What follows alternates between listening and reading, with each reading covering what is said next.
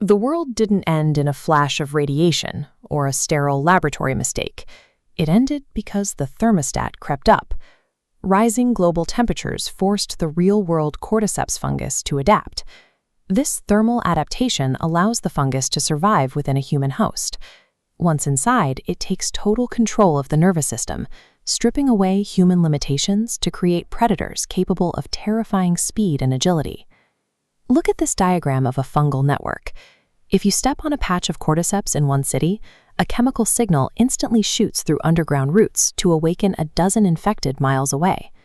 Humanity tried to quarantine cities and isolate the sick, but these tactics are useless against an organism that communicates seamlessly across a coordinated planetary-scale biological network. This line chart shows the grim mathematical reality of the outbreak. The infected population follows a rapidly accelerating, exponential growth curve, while human defense capacity completely flatlines. Countering an enemy that multiplies this quickly requires an overwhelming offensive force. Normal human endurance and traditional firepower simply cannot keep up with an endlessly replicating swarm. A teenager named Ren broke that mathematical certainty. He was bitten during the initial outbreak, but the fungus failed to consume his consciousness. He retained his mind, representing a bizarre post-human evolution. His muscles now possess the terrifying speed and kinetic power of the infected horde. But that physical power comes with a severe psychological tax.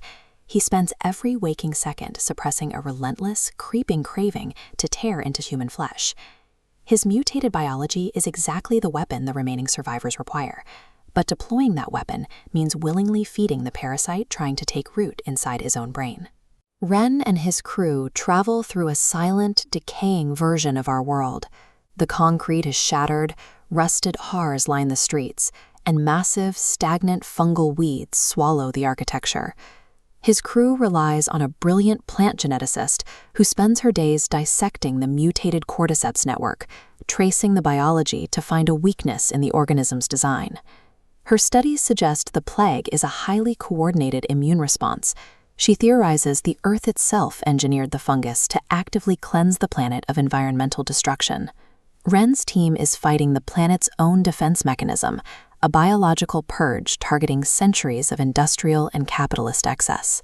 The environment is only half the threat. Ruthless survivor factions have adapted to the New World Order by actively herding and weaponizing the infected swarms to destroy rival camps. But even worse are the fanatical cults. They evade the hordes by draping themselves in the putrefying, decaying skin of the dead, allowing them to walk entirely undetected through the swarms. Standard tactics and evasion fail against enemies who think logically and camouflage themselves in the nightmare. To protect his crew, Ren has to drop his mental barriers and let his monstrous biology take the wheel. This cross-section maps the internal biological tug-of-war.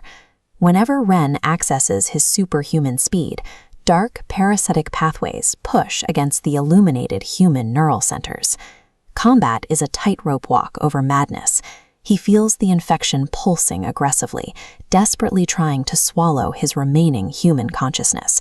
Keeping his friends alive externally requires him to deliberately sacrifice pieces of himself internally.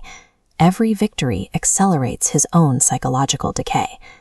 Eventually, the crew uncovers the physical source of the global outbreak, deep underground.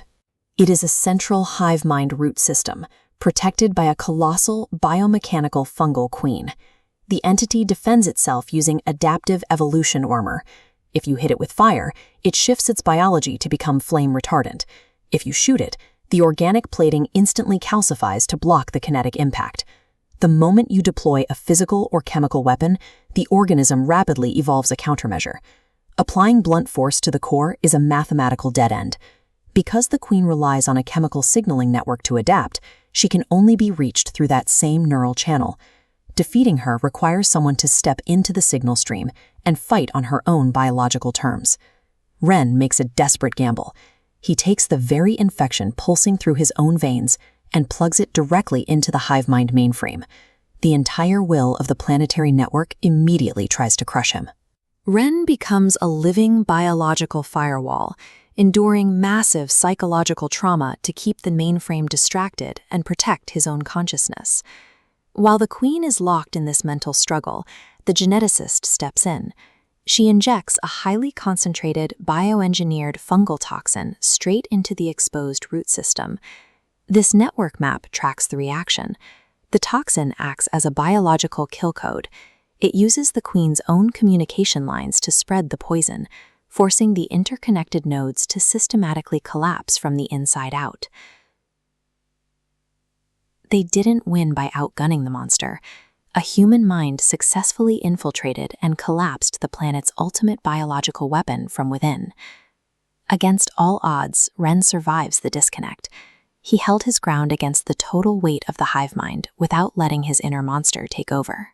The future of this world belongs to a new state of being, a synthesis of human will and the very infection that sought to destroy it. Real survival demands an entirely new evolution.